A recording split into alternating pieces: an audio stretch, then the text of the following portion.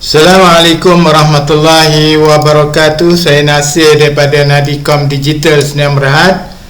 Nombor telefon saya 0199699079. Pada pertemuan kita kali ini, saya nak tunjukkan bagaimana cara kita nak menggunakan purchase request.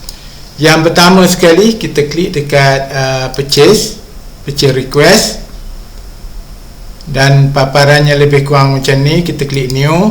Ni sampel tu ni. Klik mana sekarang ni kita nak, ni supplier kita. Kita ambil jendela Spectrum. Okey, sekarang ni kita ambil tarikh ini. Contohnya kita nak buat belian. Sampel ni saya buat yang ni.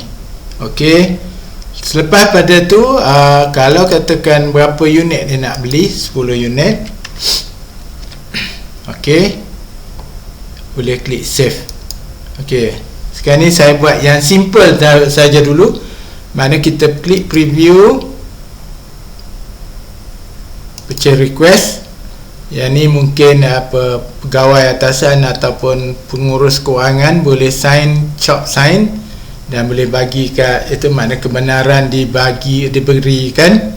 Okey, yang seterusnya apabila dia dah lulus, mungkin sekarang ni kita nak buat kat sini, kita buat auto. Lepas ni sini boleh tulis lulus.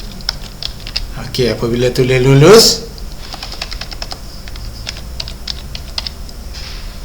ataupun mana-mana lah, nanti saya akan masukkan, boleh klik lulus. Okey, sekarang ni kita boleh nampak kat sini, kita nak tengok sini kelulusan tadi. Saya akan masukkan apa ni sini.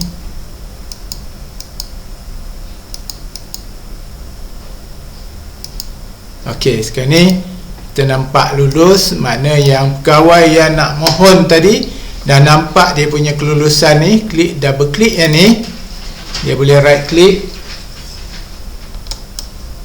Okey, kita boleh hantar ke purchase order. Okay, purchase order. Okey, sekarang ni dia dah masuk kat sini. Yang ni lulus, dan apa itu boleh save, dan boleh hantar terus ke pembekal anda purchase order melalui WhatsApp dan sebagainya. Jadi saya rasa cukup sekadar tu dahulu. Wallahu a'lam. Assalamualaikum warahmatullahi wabarakatuh.